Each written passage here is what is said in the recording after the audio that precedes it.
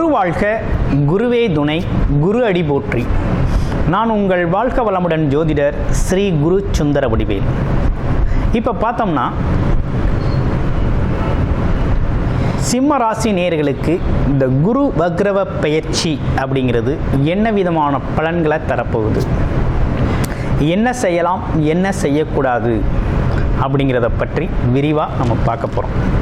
அந்த வகையில் இப்போ குரு அப்படிங்கிறவர் எப்போ வக்ரவம் அடைகிறார், எவ்வளவு காலம் வக்ரவம் அடைகிறார் அப்படிங்கிறத பார்க்கையில் இப்போ பார்த்தீங்கன்னா அக்டோபர் 9ஆம் தேதியிலிருந்து நெக்ஸ்ட் இயர் 2025 4ஆம் தேதி வரை, பிப்ரவரி 4ஆம் தேதி வரை கிட்டத்தட்ட 4 மாதங்கள் வக்ரகதி நிலையில் இருப்பார். இந்த காலகட்டம் உங்களுக்கு சாதகமாக இருக்குமா பாதகமாக இருக்குமா, என்ன செய்யலாம் என்ன செய்யக்கூடாது, என்ன விதமான வழிபாடுகள் உங்களுக்கு உகந்ததாக இருக்கும் அப்படிங்கிறத பற்றி விரிவாக பார்க்குறோம். நட்சத்திர பலன்களோடு பார்க்குறோம். இப்போ சிம்ம ராசின்னு எடுத்துக்கிட்டோம்னா சூரியனோட ஆதிக்கம் அதிகமாக இருக்கும். எதுலேயும் தலைமை பொறுப்பு வைக்கிறது அப்படிங்கிறதையும், நிர்வாக பொறுப்பு வைக்கிறது அப்படிங்கிறதையும், எதற்கும் அஞ்சாமல் துணிந்து செயல்படுறது அப்படிங்கிற ஒரு விஷயம், இதெல்லாம் நம்மளோட அடிப்படை குணங்கள். அதுலேயும் குறிப்பாக சிம்ம ராசி பெண்கள்னால் அந்த குடும்பத்தில் முடிவெடுக்கக்கூடியவங்களே அவங்களா தான் இருப்பாங்க. குடும்ப தலைவியாக இருந்தால் அவங்கள தான் இருப்பாங்க. அதே போல்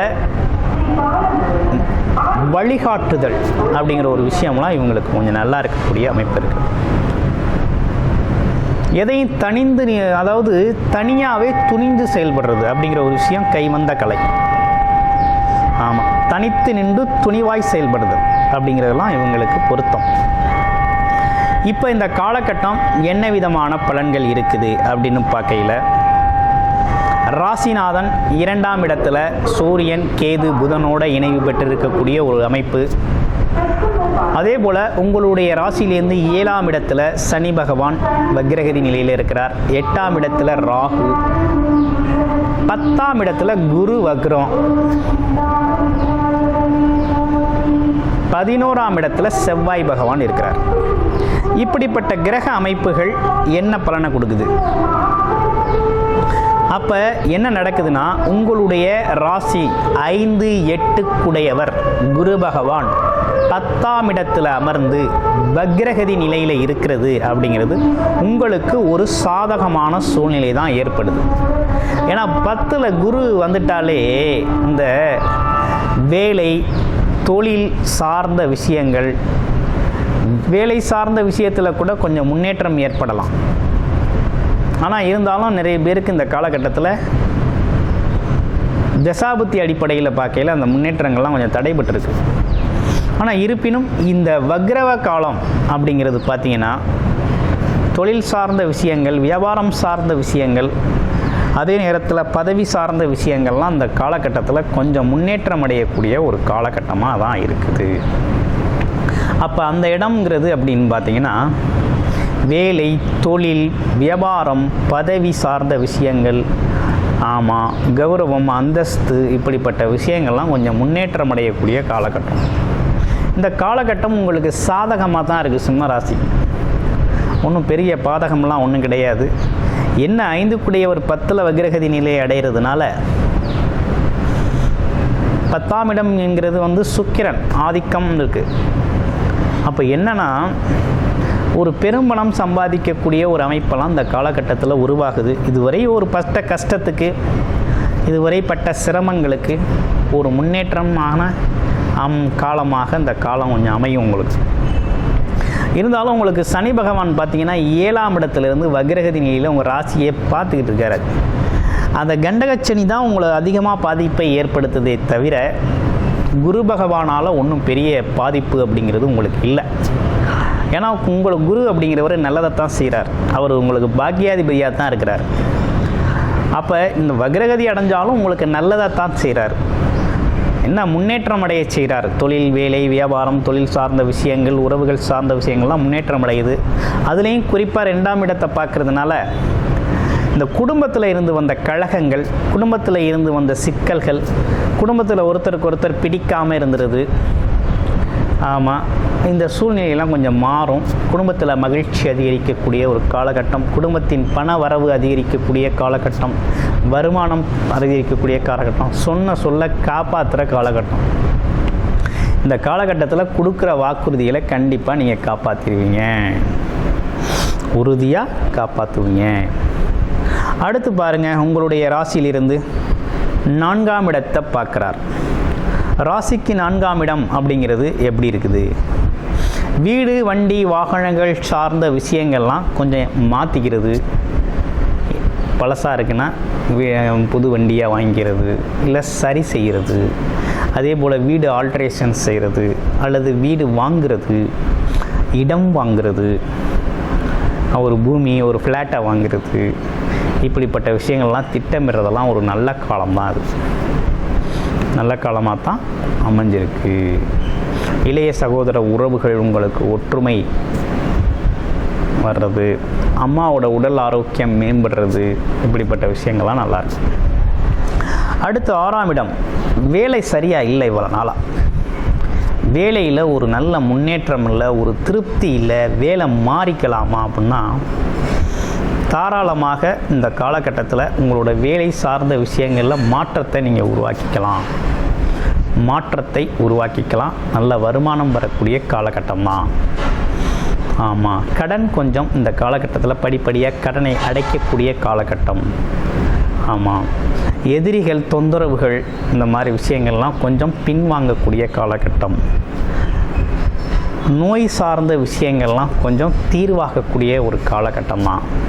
அதற்கான மருத்துவம் எங்கே கிடைக்கும் அப்படிங்கிற சரியான மருத்துவம்லாம் கிடைக்கக்கூடிய ஒரு காலகட்டமாக அந்த காலகட்டம் உங்களுக்கு அமைஞ்சிருக்குது. அப்போ சிம்ம ராசியை பொறுத்த வகையில் இந்த காலகட்டம் அப்படிங்கிறது உங்களுக்கு நல்லா தான் இருக்குது. குருவால் ஒரு பெரிய பாதிப்பு அப்படின்னு உங்களுக்கு இல்லை. சனி பகவான் கண்டகச்சனியாக இருக்கிறதுனால கொஞ்சம் பாதிப்பை கொடுக்குறார். உடல் சார்ந்த பாதிப்பு, மனம் சார்ந்த பாதிப்பு, தொழில் சார்ந்த பாதிப்புகளை கொடுக்குறார். அதை சரி செய்கிறதுக்கு தான் குரு பகவான் உங்களுக்கு அத்தனை முயற்சிகளையும் எடுத்து வர்றார். அதனால் பெருசாக ஒன்றும் பயப்படுற மாதிரி இல்லை. அடுத்து உங்களுடைய ராசியில் இருக்கக்கூடிய நட்சத்திரங்களுக்கு பார்க்க போகிறோம். இப்போ மக நட்சத்திரம்னா எப்படி இருக்கும் அப்படிங்கிறத பார்க்குறோம். மக நட்சத்திரத்தை பொறுத்த வகையில்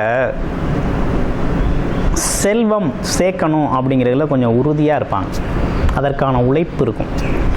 எதிரிகளெல்லாம் ரொம்ப ஈஸியாக வீழ்த்தக்கூடிய ஒரு தன்மை இருக்குது. தொழிலில் ஜெயிக்கக்கூடிய ஒரு தன்மை இருக்குது. வாழ்க்கையில் எவ்வளோ பெரிய தடை தாமதங்கள் வந்தாலும் அதெல்லாம் தகர்த்தெறியக்கூடிய ஒரு அமைப்பு உண்டு.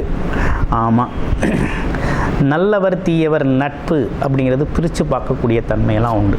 யாரை எப்போ பயன்படுத்தணுங்கிற அமைப்பெல்லாம் உங்களுக்கு வரும். இப்போ உங்களுக்கு எப்படி இருக்குது அப்படின்னா, இந்த குடும்பத்தில் இருந்து வந்த தொந்தரவு, குடும்பத்தில் இருந்து வந்த சிக்கல்கள், வருமானத்தில் இருந்து வந்த தடைகள், ஆமாம், உறவுகளில் இருந்து வந்த பிரிவினைகள், ஆமாம், இதெல்லாம் கொஞ்சம் சரியாகக்கூடிய ஒரு நல்ல காலகட்டம் தாங்க. சுகஸ்தானம் மேம்படும், மகிழ்ச்சி அதிகரிக்கக்கூடிய காலகட்டம். அடுத்து பூரம் நட்சத்திரத்துக்கு எப்படி இருக்கும் அப்படின்னா, எல்லார்கிட்டையும் ரொம்ப ஈஸியாக அறிமுகம் ஆயிடுவாங்க. கலை ஆர்வம் இருக்கும். எதை பார்த்தாலும் ரசிக்கக்கூடிய ஒரு தன்மை உண்டு. ஆமாம், ஒரு விசாலமான குணம் உண்டு. புகழ், எந்த இடத்துக்கு போனாலும் பேர் புகழ் கிடைக்கும் இவங்களுக்கு. நல்லவர்களோட நட்பு தொடர்புலாம் இவங்க ஏற்படுத்தக்கூடிய ஒரு நல்ல காலகட்டம் தான் இது.